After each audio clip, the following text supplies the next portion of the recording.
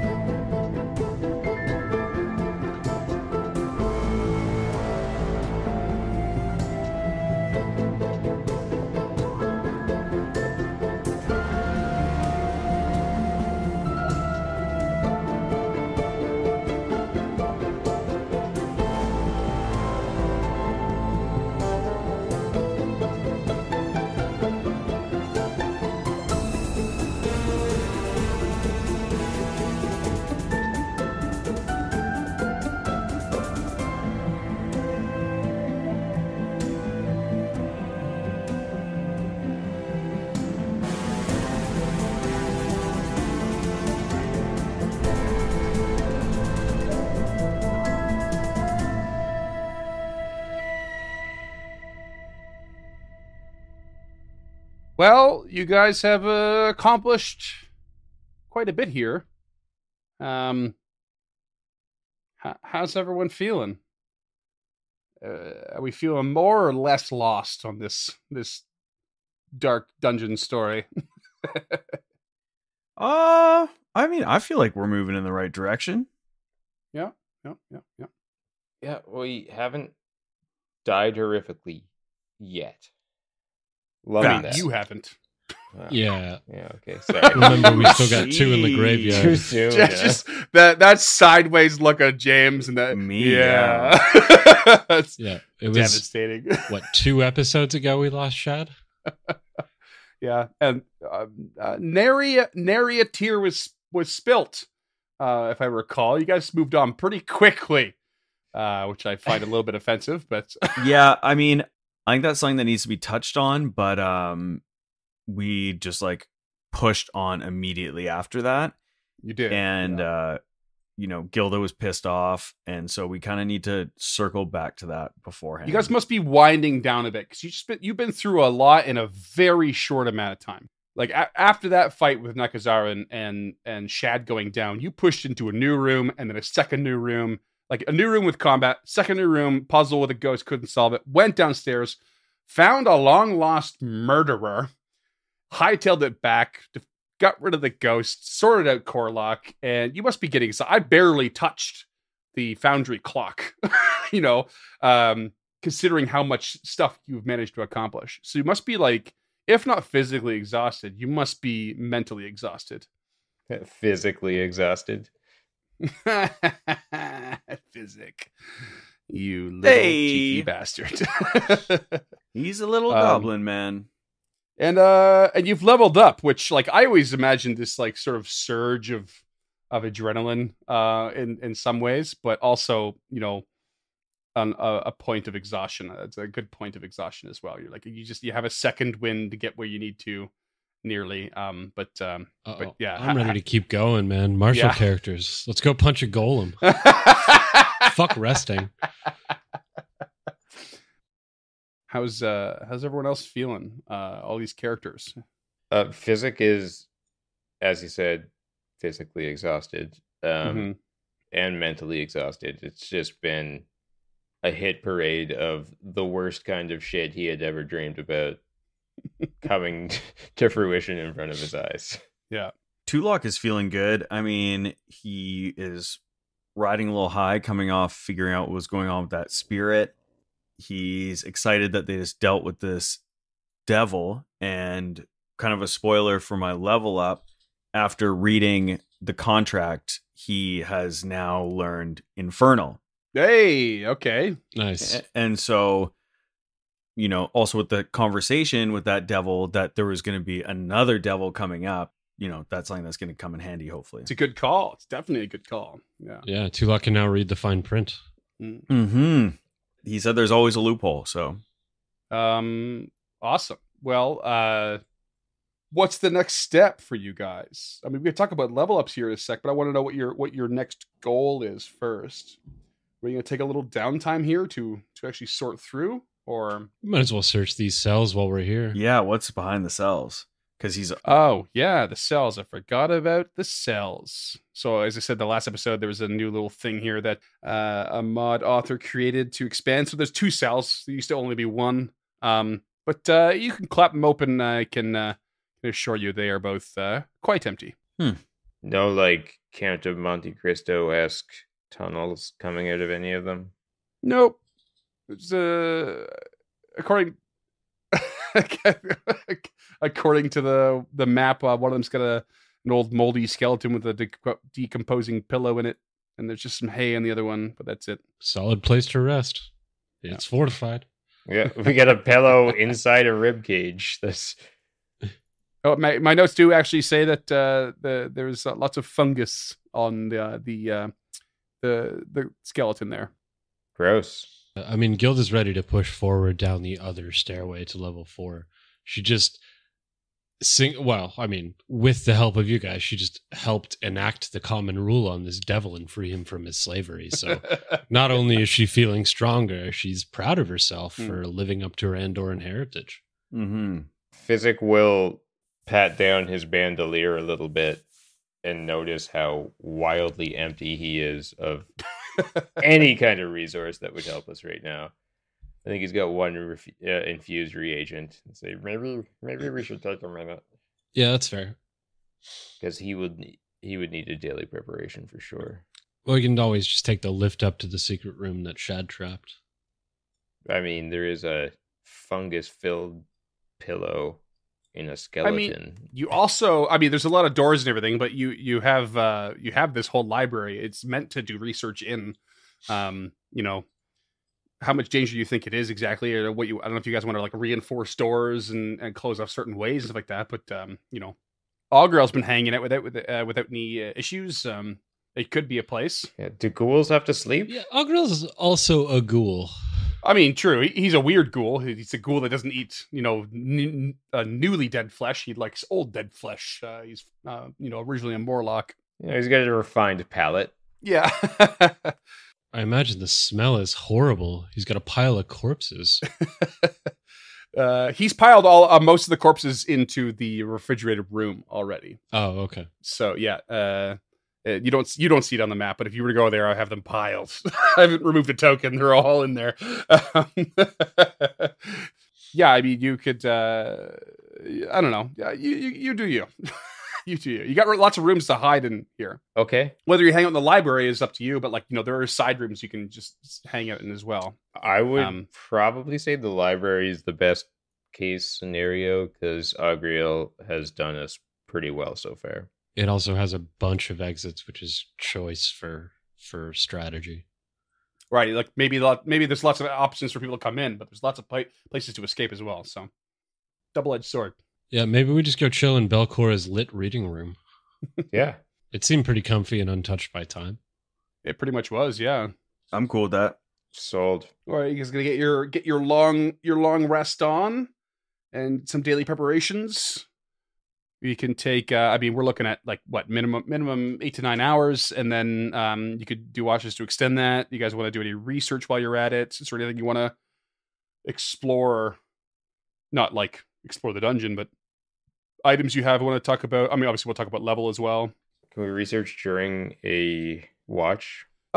Yeah, I don't see why not. I mean, it's technically it would probably reduce your, ability to perceive any dangers as you're distracted. But yes, you technically could. Okay. If you guys want to like hole yourself up in a room and take shifts, like I don't see why you couldn't make that work. Yeah, if we can, what would that make it? Like 10 hours for the three of us? That sounds about right for me. Do you want to watch or do you want to hang out here for 30 hours? No, 10 hours total, he's saying. But oh, gotcha. And then like yeah, whatever. What's the minimum that you need to rest to avoid a level of exhaustion? 8 hours, isn't it? I think it's 8 hours for the character. Needs to have a rest. So I'll need 9 hours because I'll need an extra hour to pray and get ready in the morning. But yeah. So we can call it 11 hours total. So that brings each of our watches to like 3 hours and 4 hours. Is that right? For a full watch with 3 people only, it's a 12-hour total time, 4 hours each watch. Okay. Which gives you loads of time to do research for any of them that take like an hour or whatever.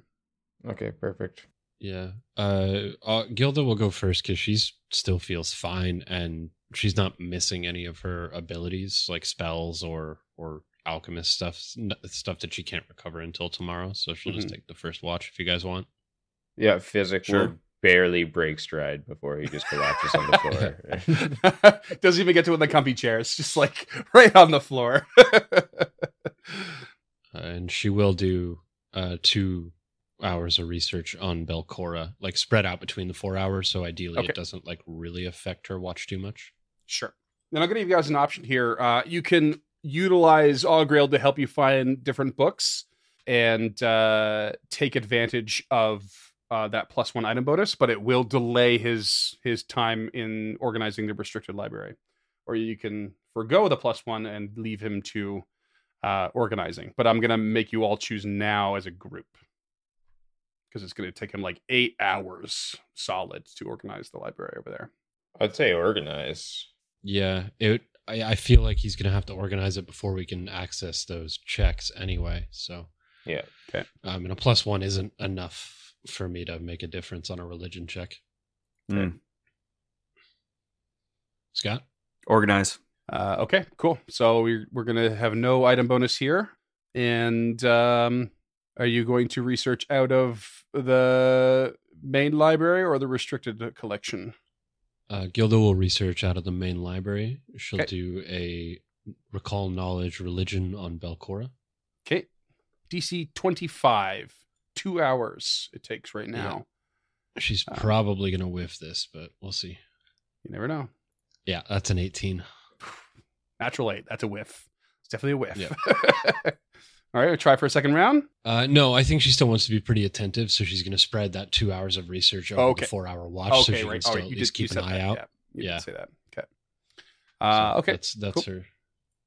Who's got the next watch? I think Physic will pop up from having fallen asleep on the floor in an uncomfortable position and Okay. take the second watch. Is he going to research, or does he have anything else he wants to do? Oh, he's absolutely going to research. Okay. Sorry, what did you want me to roll for? It is religion for Balcora, if that's what you're looking at, yeah. Yep. Or academia lore, library lore, or Absalom. Actually, I'm sorry. I'm so sorry. according to the chart. I have made a mistake in this chart, which means I probably have to let James re-roll because it should be society, not religion.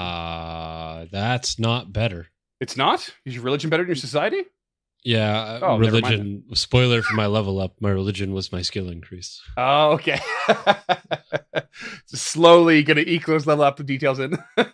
Yeah. Okay, never mind. I won't let you reroll. But it is a society check, physics. So roll me that instead.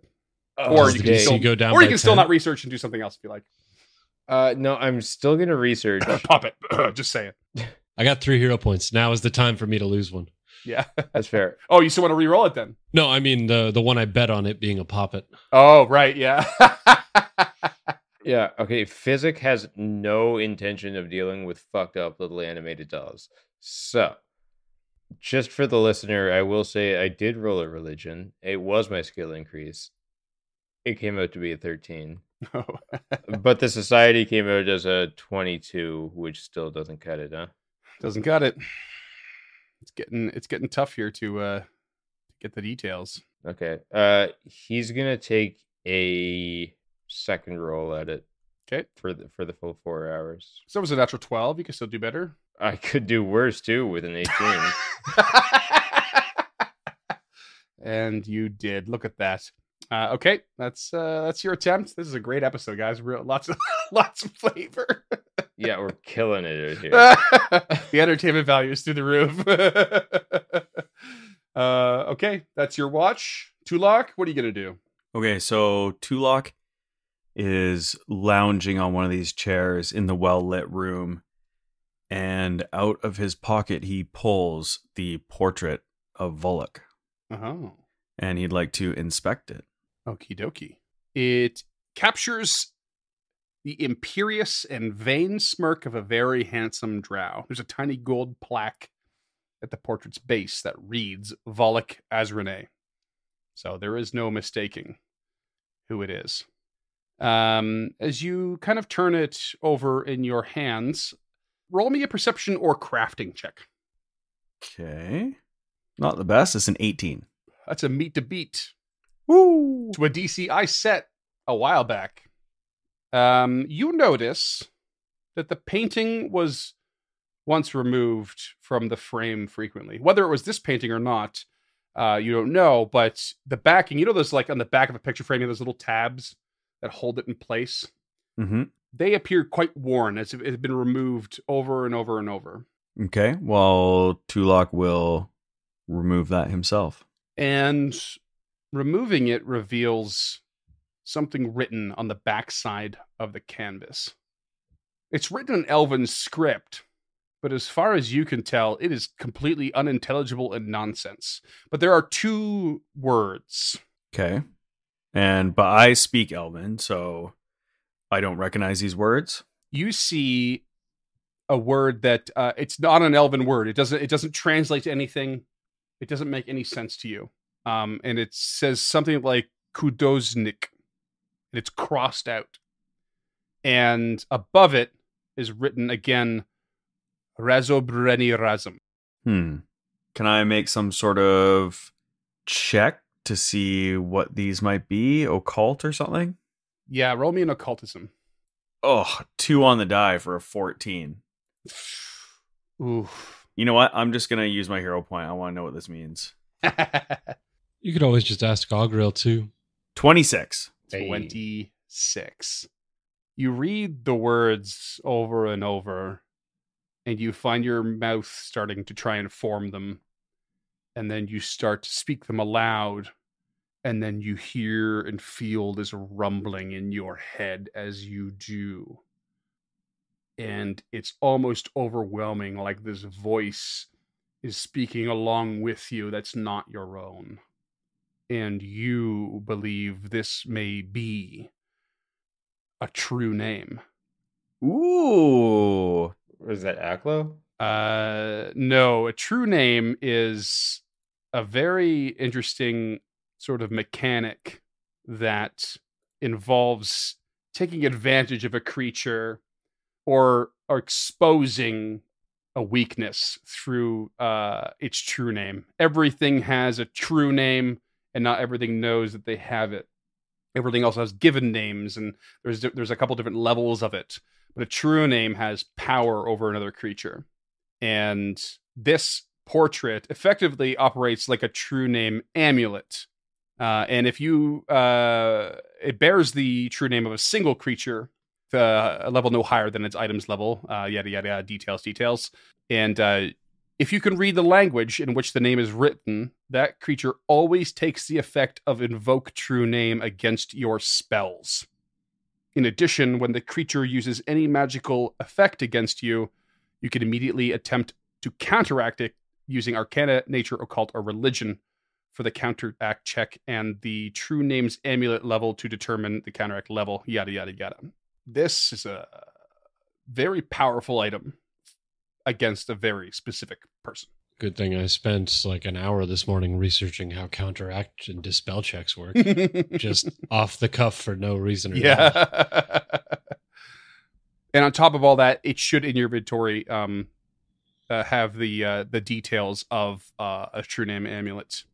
And just so everyone knows, I took a feat, reveal true name, as well as a cantrip, invoke true name, way back when, just because I thought they were thematically pretty cool. And so it's kind of nice that this is coming out, because I was like, I hope this isn't useless.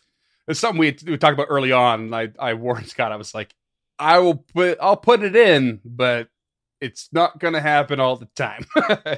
It's a very, very specific and odd sort of mechanic system, but it's pretty cool.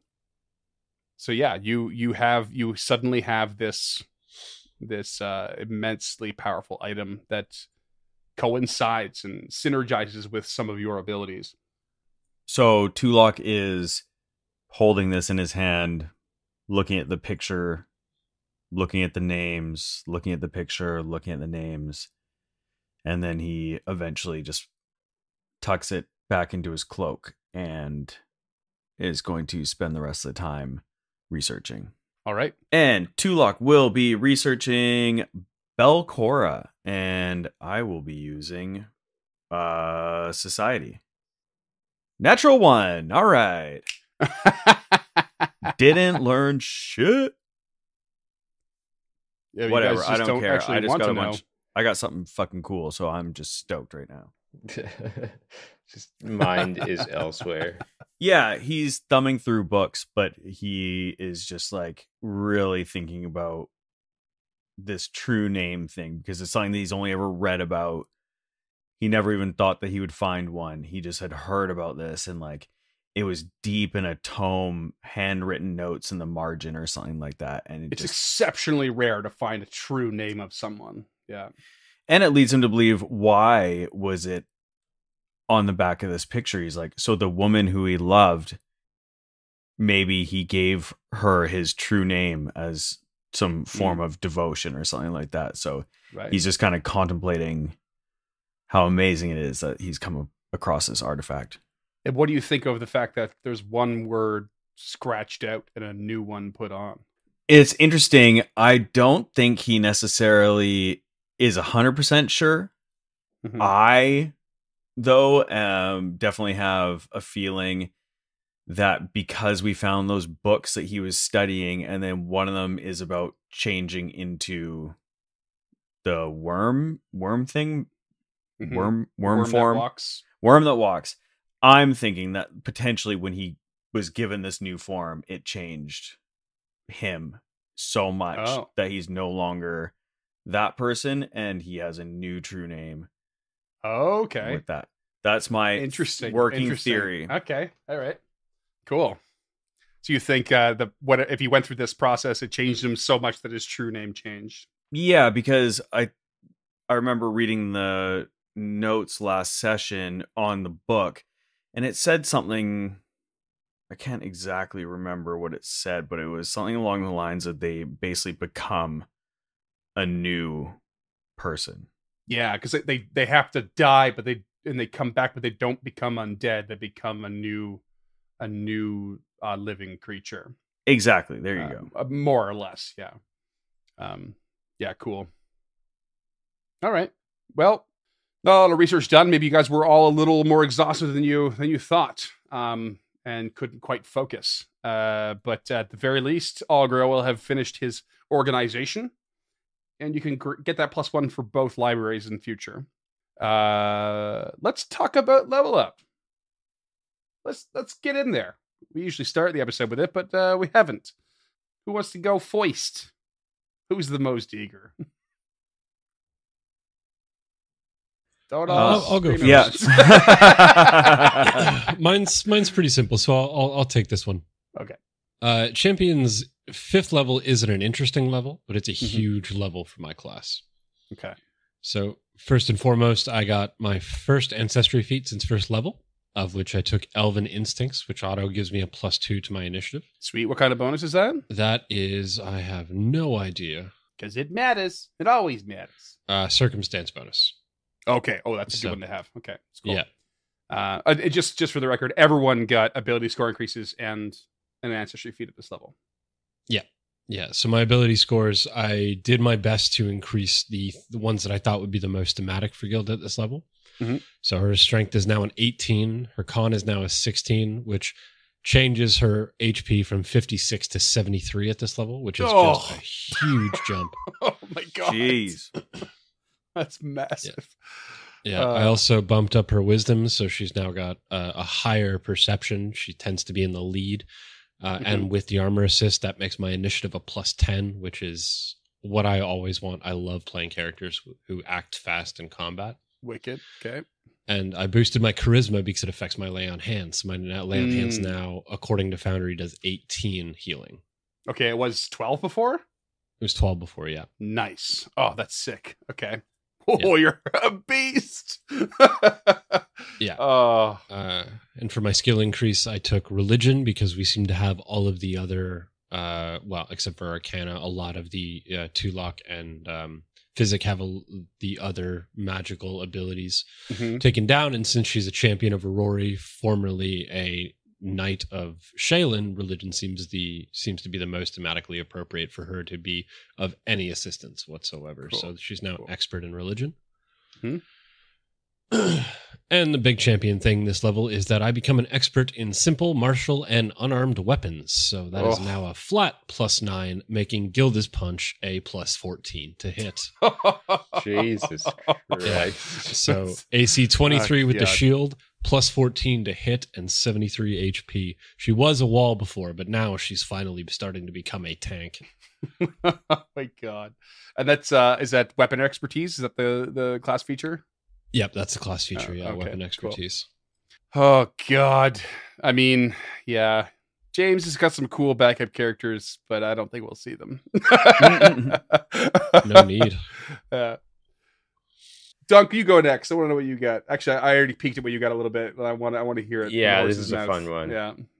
So we'll start with the ancestry feats. Don't know if you know it. Physic is a little bit twitchy. So he's got this ancestry feat called Twitchy. It'll give him a +1 circumstance bonus to AC saves against hazards and to all my initiative rolls. If at least one of my opponents is using deception or diplomacy to determine their initiative, that bonus is a +4. Oh, if one of your opponents. Yeah. Oh, cool. All right, that'll be a rare thing, but yeah, okay, that's kind of neat. You'll have to remind me of that. Yeah, we haven't exactly been encountering people coming in with like either sneaking in or coming in with their hands raised saying most of it's let's been be pretty friends." hostile. Yeah, you're not wrong. Yeah. But you never know. You never know. Two really fun things about being an alchemist at level 5. First is powerful alchemy. So using my quick alchemy feat, instead of using the DC for that item, I can change the DC to my class DC, which is a 20. Oh. So like that's when you make something on the fly, right? Yeah, Okay. yeah. So if a user infuse reagent during battle, use one action to make something up, and then it will be much harder to defend against. Okay, cool. That is a huge don't put physic in the corner like contingency plan. That's awesome. Yeah. Mm. Yeah. And just to continue the Healbot narrative going on with this surgeon archetype, that again, you're testing me. No, it's called Field Discovery. So I'll say right now, one of the 3 formulas that I'm going to learn is Minor Elixir of Life. Oh, get the old upgrade. Got the old upgrade, and now instead of creating 2 potions with 1 infused reagent during my daily preparations, I get to make 3 of these elixirs of life. This is only for elixirs of life. Okay. Which? Or not elixirs of life, but elixirs in general. Oh, elixirs in general. Okay. Which I've got a few. That's pretty cool. Pretty cool. Yeah. My skill increase, I went Otari lore. Ability boosts, I'll go Con, Wisdom, Int, Charisma. I also get, because of my intelligence boost, another remaining skill, so I will be a stealthier little boy than I was before. Yeah. With intelligence increases, we determined off mic, we had a little double checking there, but you can get another trained skill and a new language. Yeah, we'll keep that language in the back pocket for a minute. Okay. And then the only other thing would be my 3 new formulas. I just said I would have I misspoke. I have the lesser elixir of life because Paizo, you need to rename. Yeah. So I get a lesser elixir of life, a mist form elixir. Oh, okay. Which will shroud someone in mist, as it were. And then a bomb called Crystal Shards. Self-explicative. And that's it. Okay, cool. Sweet. All right. Not too bad. All right. What about you there, Tulak? Oh, baby. Level 5 is pretty sick for me. So I unlocked access to 3rd level spells. Oh, great. Of which I'll just keep those in the back pocket as well. Though, while we're on the topic of spells, I would like to say that I did retrain a 2nd level spell, because you can do 1 per level. I took away Reaper's Lantern or whatever it was called because it just wasn't coming up. And I replaced that with Knock, also because Shad's gone. Oh, I figured we could use all the help we can get getting locks done. And it also helps with athletics. So if Gilda's trying to break one down, she can get a +4 as well. So that's gone. That's changed. And then also my signature spells, which auto heighten, comprehend language is one of them. So I can now speak back, which is nice. Nice. Okay, cool. Mhm. That's going to be huge for us. That was one of your signature spells? Yes, sir. Oh, okay. Didn't expect that. And Animate Dead is also one of those. So we're going up. A Book of the Dead just came out as of this recording. So the aptly named section I have in Foundry called Tulak's Murder Box has been updated with more undead. Hell yeah. Yeah. I hope he just knows what the hell they do. Because I don't. All right. Yeah. And then, okay. So moving along here, we got our ability boosts, pumped a bunch of those up. My ancestry feat is also much like Gilda, Elven Instincts. Just be faster on the draw. Same one. Yep. And then I got magical fortitude, which increases my fortitude, and then skill increase as well. So I took society, and then I also gained a new language because I took a level of intelligence and ability. So that, as I said before, is abyssal, infernal. Infernal. Okay. Slatu, Parada, Seems Nikto. apt. Yep. Cool. And what did you do with your ability scores? You said you pumped a couple things up. Oh, yeah. So I put 2 into intelligence, 2 into dex, 1 into charisma, and 2 into con. Oh, okay. Oh, your charisma's a 19. Oh, yeah. look at that. The time has come to start slowly racking those up. And dex is good. Dex is perfect for you for defense. Okay. Cool. Yeah, my AC went from with mage armor went from 20 to 22. Mm-hmm. And my health went up 13. So that's nice. Well, Maybe I'm not the party's tank. okay. I mean, fuck, geez, this is an info dump episode. I feel like you get this crazy portrait amulet thing. Research has all failed, sadly, but lots of level up shit. What's next for you guys? You guys are rested. I don't know how you want to do your health accordingly. I'm assuming you're all full, the Aeon Stones and Lay on Hands and all that shit. So what's next for the Heroes of Otari? Yeah, I would also like to know that if we're going after the golem, that might change what blade ally I take. Oh, right, because you could do a blade ally at the beginning of the day, eh? Yeah, Change it up. I can change up the what effect it is, Mhm. but I can't change the type of ally, which is always going to be blade ally. So, Right. Oh, right. Okay. Yeah. are we going down or are we going after the golem or Elias? Not Elias. Elias Machirin? Oh my god! I don't get it. Wheel of Time It's a fans. Wheel of Time reference that I had to rejoice. look up off air. I finished book Nice. 13, by the way. You're just powering through those. Oh man, I can't put it down.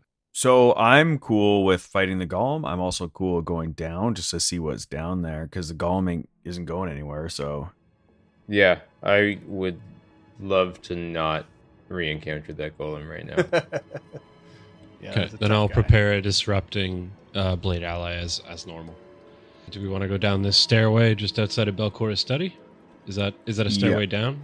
I believe so. Yeah. All right, so you are heading down the stairs next to this reading room, Taking the defend action. taking the defend action. I assume Tulok's going for another stealth Yes, sir. the twitchy physic. Is he going to scout or what? Yeah, Physic is gonna scout. Okay. Just so you know, Scout grants a circumstance bonus, so only you will take advantage of it now that they have those new feats. Yeah. That's fine. Climb down these stairs, heading deeper and deeper, 5 foot wide staircase, and it ends at a door, as usual. Yep. I guess she listens. Listens at the door. Classic move from Lady Gilda. And you hear nada. Do you sense any magic here, Tulok? Anything that you think we need to be aware of? Do I? You do not. Tulok shakes his head no. What are these doors made of on this level? Good question. I made a note for myself. This is made of iron banded wood. Okay. So so much I don't sturdier think- than you've seen so far. Where previously you had a hardness of like 5, it's now 10. HP at 20, now 40. It's effectively doubled. Yeah. It's going to take her like a full round to get through these doors now. I guess she'll try the handle. I miss having a meat puppet to open doors for us. You crack the door to a room with a pair of brightly glowing chandeliers that illuminate a long banquet table surrounded by luxurious, high-backed chairs. The table is still set as if for a grand meal, but some of the place settings are scattered and toppled, as are a few chairs. 4 skeletons in tattered finery are scattered about the room, some of which are clutching their own necks. She will step into the room, indicating the clutched necks, and then pointing to the whatever remains of food are on the table and shaking her head vigorously, just No bites, no biting. because she is convinced that whoever was in here was poisoned. I mean, really, all you see on the table, it's set as if there was a fine meal, but it's just mold or some fungus kicking around left over. Decay has certainly set in. Once you step into the room, though, you see many doors. There's a door to the north and northeast and west. There are 3 doors on the eastern side, 1 on the western, 1 to the south. Can I roll a society check based on her past in Andoran in higher society and her father being a high-ranking general, to what these doors might lead to. Like, is one a pantry? Is one the kitchen? Would these double doors be the servants' quarters or the lounge or something along those lines? She wants to get an idea of what these doors are before she starts cracking them open. Yeah, I'll roll that for you as a recall knowledge. You suspect exactly those things, but you don't have a grasp on which door is which. You suspect one's a pantry, and one of them's probably maybe a cellar. Maybe there's a kitchen nearby, perhaps a bathroom facility as well. But you don't know which one's going to be which at all, not by the position of the room. Okay. She, without speaking, gestures around the room to all the doors and just looks questioningly at Tulak and Physic, because one is as good as another at this point. Tulak would just like to search the room, just looking to see if there's any clues other than maybe they got poison as to what's going on here. Look at the bodies, anything like that. You said there was fineries, just to see. I'm sure everything's crumbled, but like just to get a Yeah, it's just the finery's all tattered, as the description just a said. deeper look. You know what I mean? Yeah, so you take a look at the table. Are you taking like a route around the room? Like you said a lot of things there. Give me something specific. Sure. Okay. Well, he'll just investigate the table, the chairs underneath, just to see if there's anything going on with it. Okay, so you're taking a little bit of a route around the table. Mm-hmm. Physic would like to check out the walls that aren't full of doors. Okay, so you're checking out some of the doors. No, not the doors. I mean, sorry, you're checking 4 secret doors or some such. And Lady Gilda? Gilda is going to... What is the right name for this? Defend. Nice. So the one she does all the time, you forgot? No, I was gonna scout so we'd get that initiative bonus, and then I remembered it doesn't matter for anybody but her. Yeah, the idea is that she's keeping watch on the room. She's got her back up against the north wall, on the same wall as the doors they came into, so she can see the majority of the doors in her periphery as they're milling about. She wants to be vigilant while they search, because there are a lot of unknowns in this room. Tulak, give me the path you're taking as you search around the table, and Physic, you the same as you're searching the walls.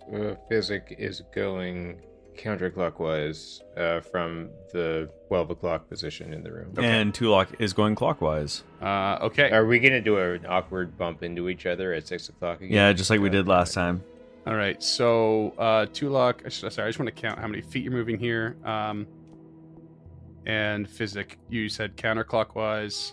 And like quite the opposite of a clock. Gotcha.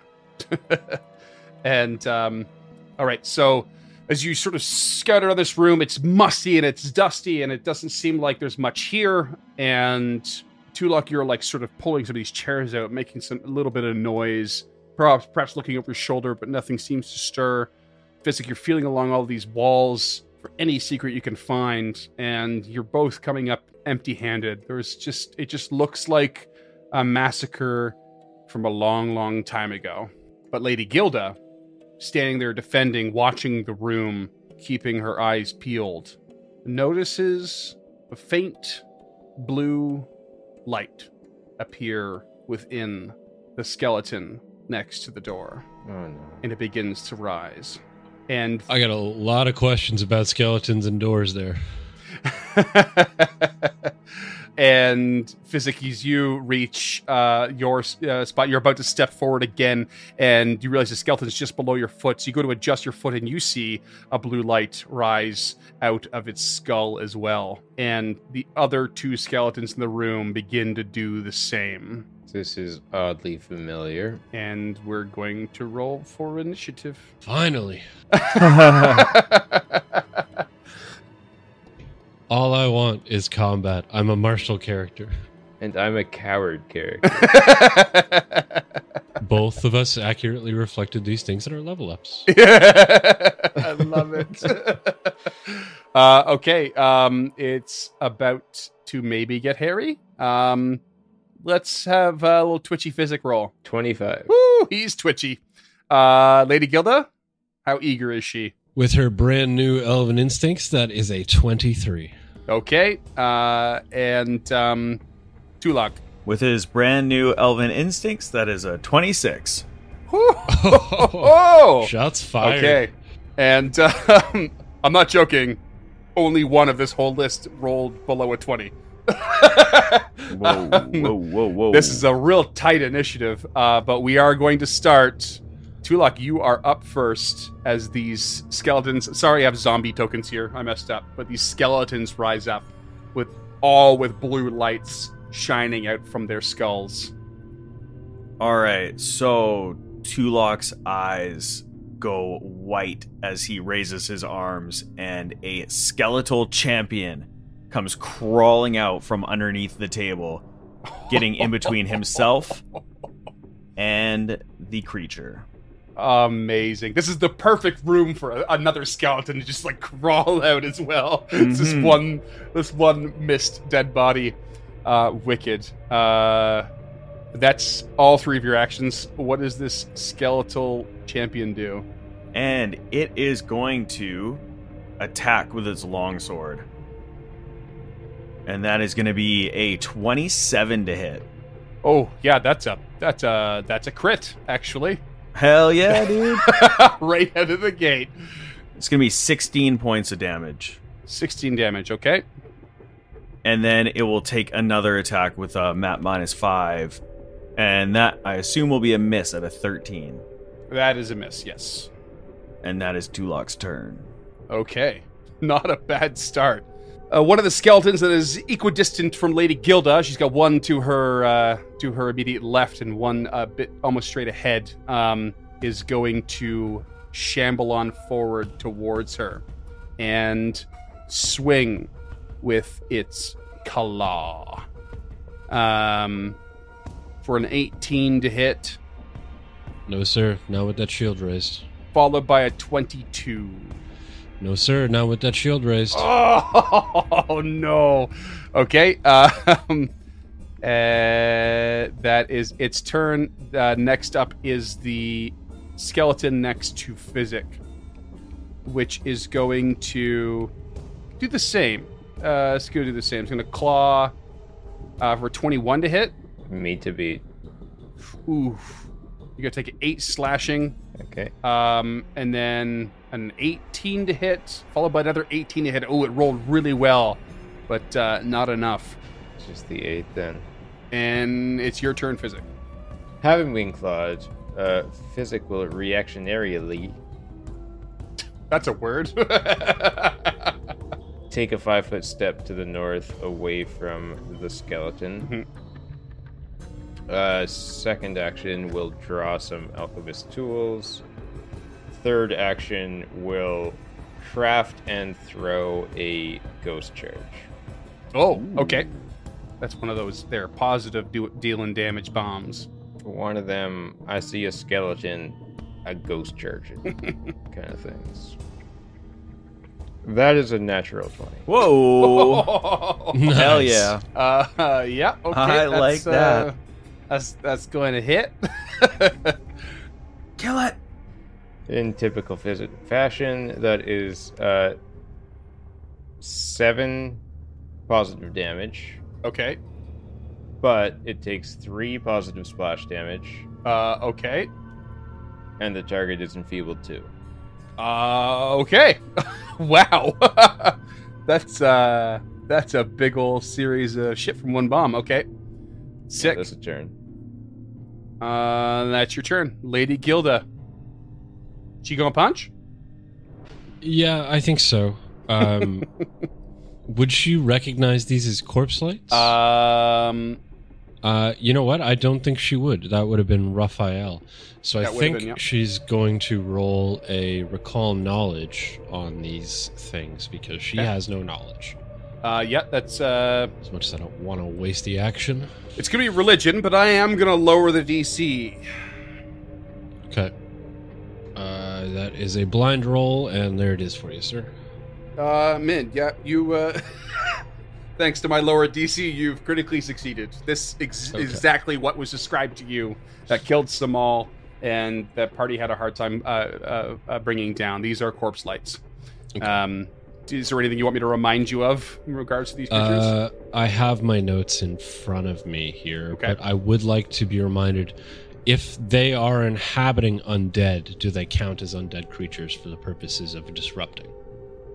Corpse lights themselves are undead and Okay. only inhabit dead creatures. So yes, the short answer is yeah, it's undead across the board.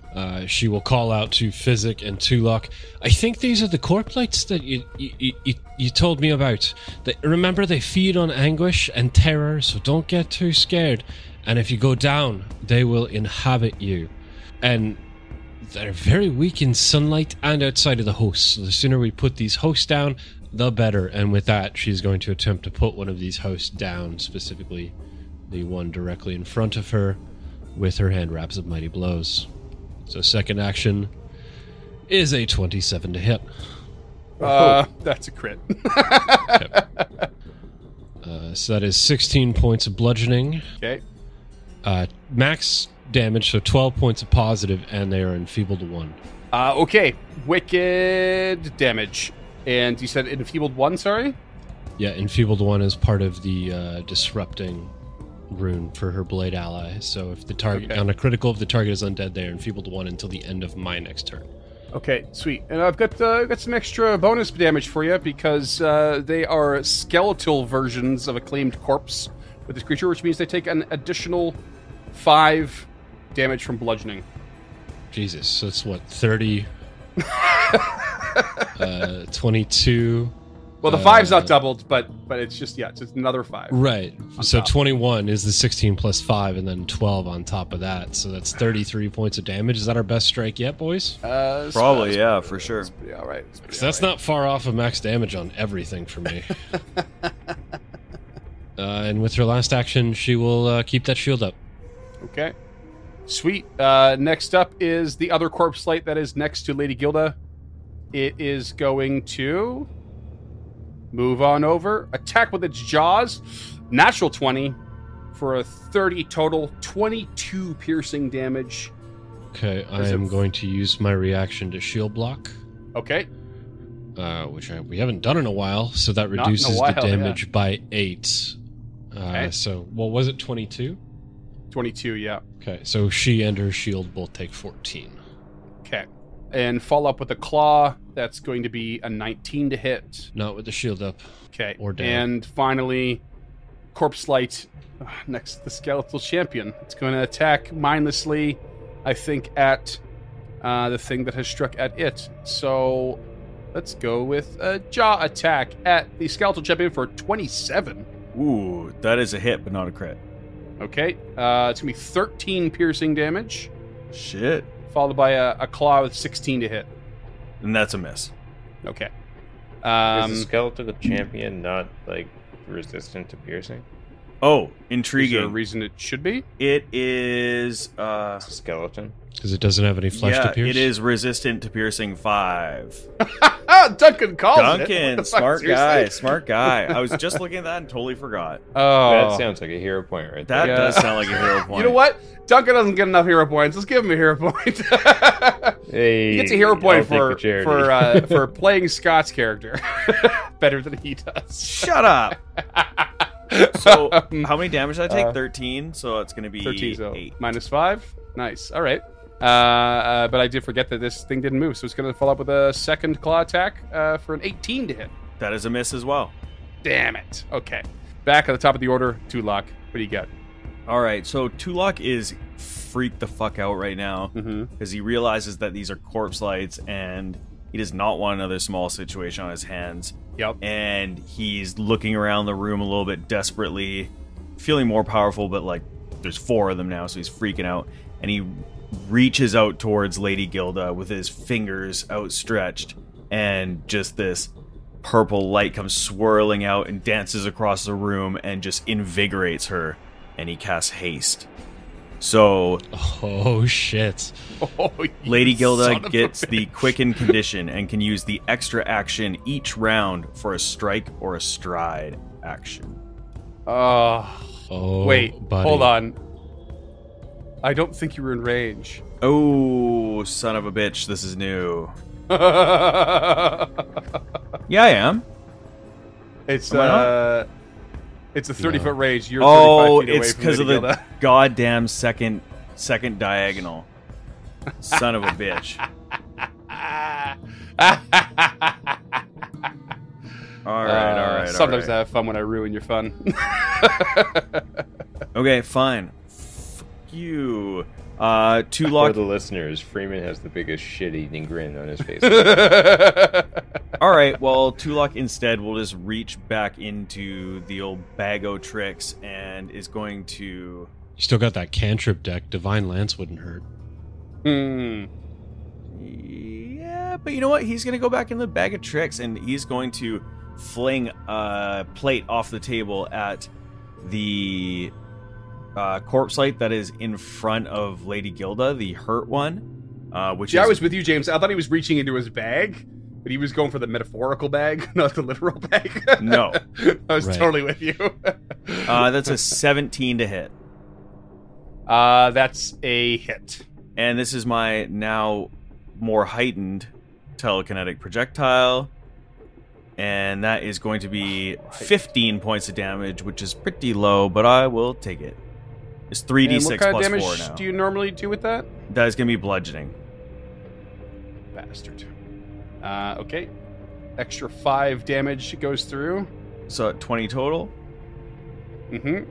And then Tulok will sustain. And the skeletal champion will strike out again at that corpse light in front of it with a 25 to hit. And hits. 8 points of damage. It goes down. And as it crumbles, true to form, a small blue light emerges from the body. Cool. All right. Get it, Tulok, before it gets your Skelly boy. Oh, intriguing. Intriguing. Didn't see that coming. Sometimes you guys are so clever. And the skeleton will strike out again at a map -5 for a 20 to hit the corpse light. 20 hits, and you take it down. All right. Awesome. You're dead. Dead. Dead.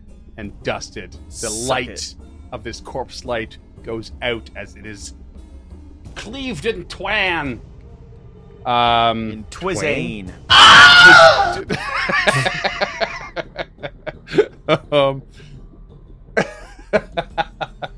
All right. And that's it for Tulok. Okay. Next up is the corpse light that is south of Lady Gilda, which starts to emanate this sickly blue beam from its mouth and eyes and shoots unstrategically this 20-foot cone straight at her. And I need a DC 18 fortitude save, please. That is a natural one for a 13, so obviously I'm blowing a hero point. Might be a good idea. That is a 28. Oh, that's a critical success. You were completely unaffected. Perfect. Best use of a hero point. Yeah, there's like the shield. You just managed to get that shield up in the right angle, and none of it affects you. You were ready for this. You were so ready for this as soon as you realized what this was. But the corpse light south of Physic is going to do the exact same thing. I need a fortitude save, please, Physic. It's a 20 on the fortitude save. Okay, that is a success against the death light. You still take 3 negative damage, however, but that is it. Having seen the effect of the previous action, he is going to do the same. Use another infused reagent to make a ghost charge and throw it at that same corpse light. Okay. 14 to hit. Yeah, not going to do it. But you still get splash damage, yes? Yes, I do. 1 positive splash damage. Okay. And then he'll just step 5 feet to the right. Third action, he's just going to draw a lesser elixir of life. Okay. He's getting ready. Lady Gilda. First action will be to put that shield back up. Mm-hmm. Second action will be to strike out at the one she's already hit. Okay. That is a 29 to hit. That's a crit. That is 18 points of bludgeoning. And it crumbles to the Okay. ground. 8 points of positive energy, if she can pass that on to the Will-O-Wisp. Can't do, but that corpse light emerges from the body, its own entity, ready to act. What do you do? Yeah, I guess at a map -4, she will strike out at the corpse light. Okay. That is a 25 to hit. And you cause it to cease to exist. Dead. Perfect. Oh, so clutch. She feels great about it too, by the way, sending I these bet. these undead spirits back to Pharasma. This Yeah. is she's loving every minute of this. Okay, and the other corpse light next to you is going to continue its assault. Attempted assault. Attempted assault. I got a 25 to hit. 25 is a hit. 12 piercing. She will shield block again to reduce that by 8 to make it 4 to her and her shield. Okay, and I got another 25 to hit with a claw attack. Still a hit. It's going to be 12 damage again. Okay, that she will take all of. Followed up by another claw that is shirked off by your shield. Tulok, top of round 3. Tulok will cast again telekinetic projectile at the corpse light to his west, the one that's right by Physic. Okay.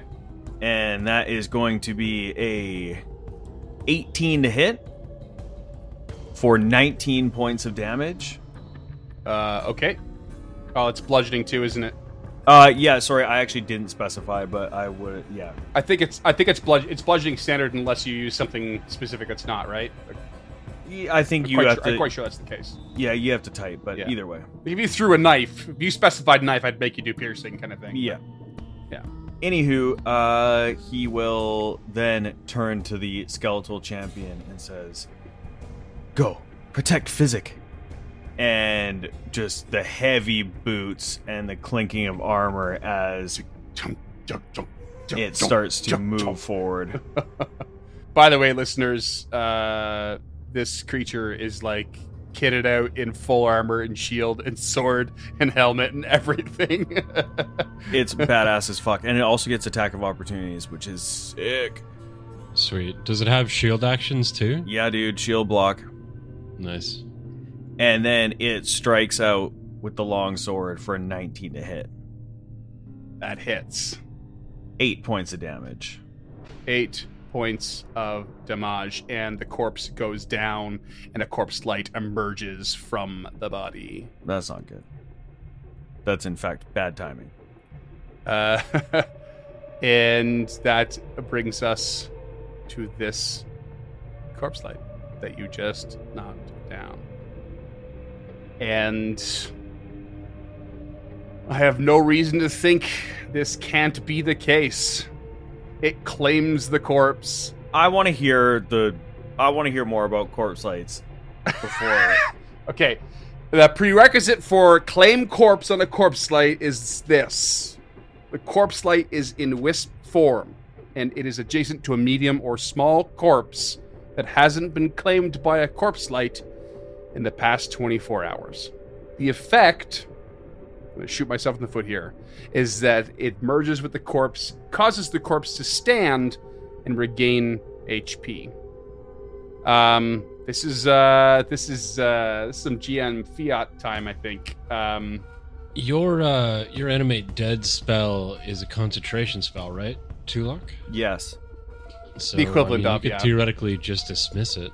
True, on my turn. But I also think that's, I mean, it is your call, but it's like... Okay, here's what's okay. Just roll with me on this, all right? All right. It claims the corpse of the skeletal champion. It does. Okay. It gets in there, and all of a sudden the eyes start to glow within the skeletal champion, and it gains 3d6 hit points back from this effect. So it gets 8 hit points back, but it does nothing else.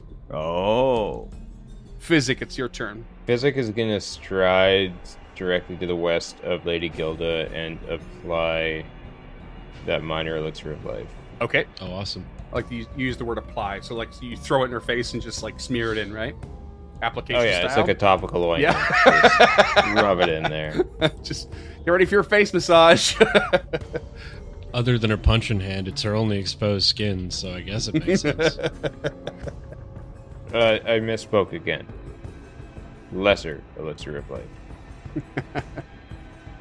Anyways, it's 18 HP back. Ooh. All right. Perfect. That's almost exactly what I was down. Crazy. All right, that's a move and administer. You got anything else? They'll draw another one. Okay. Lady Gilda. She's gonna do what she does. Keep that shield up. Gotta protect your head. And then strike. It's a 24 to hit. That hits. It is 10 points of bludgeoning damage and 6 points of positive. Okay. Good hit. And then again with a map -4. It is a 21 to hit. Yes. 13 points of bludgeoning and 5 points positive. Okay. Still up, but you've done a number on this thing. That's what happens when I don't crit. Yeah. This thing that hasn't been hit yet. It's starting to trump. Oh no, I'm wrong. I'm sorry. It's 100% down. It's actually just down because The 5 extra extra 10 from bludgeoning. Yeah, and it had 6 extra, so 5 each hit. It down. It totally Perfect. down. And a light forms from its skull. And that light So like a corpse of a chicken on the feast table or something like that. it floats to this corner next to Tulok and sort of hovers near him. And we go back to the top of the order with Tulok.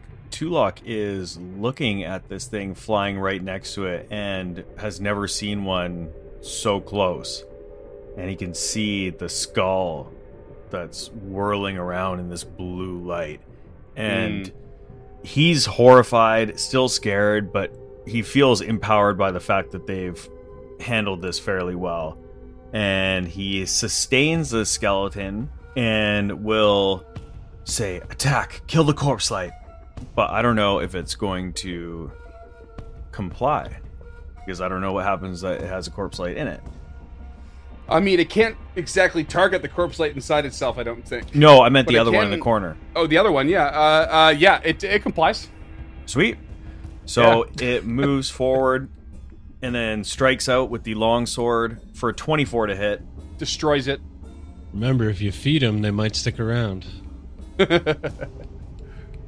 And Or then, just get rid of the skeleton. yeah, damn, except I sustained it, so I think you can still release it, though. You have actions left. yes.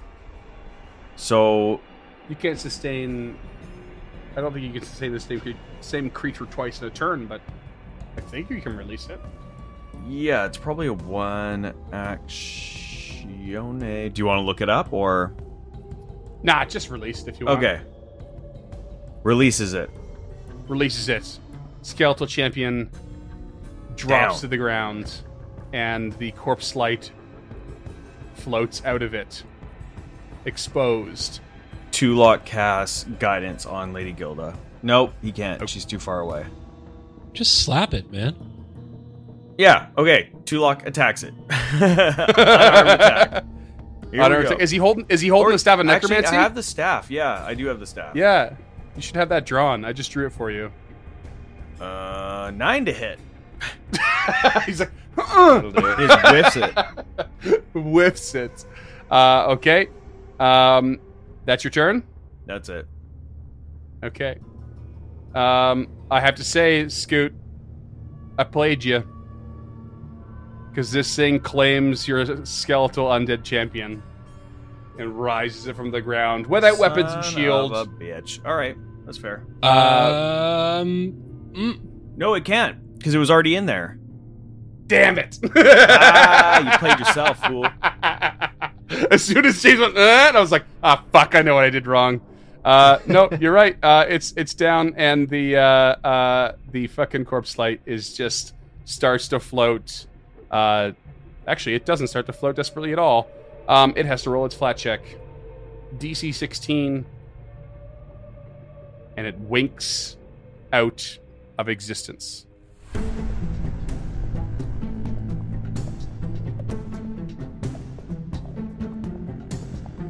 Stemming the Tide is an actual play podcast of the Adventure Path Abomination Vaults and is produced by the Uncharted North Network. Stemming the Tide uses trademarks and/or copyrights owned by Paizo Inc., used under Paizo's community use policy. We are expressly prohibited from charging you to use or access this content. Stemming the Tide is not published, endorsed, or specifically approved by Paizo. For more information about Paizo Inc. and Paizo products, visit paizo.com. Music is composed by Will Savino and artwork by Greyhood. Stemming the Tide is recorded remotely using Foundry Virtual Tabletop. If you wish to connect with us or support this project and projects to come, we can be found at unchartednorth.ca, patreon.com/unchartednorth, and on all major social media platforms. Links to all credits can be found in the episode description and our website. Thanks for tuning in.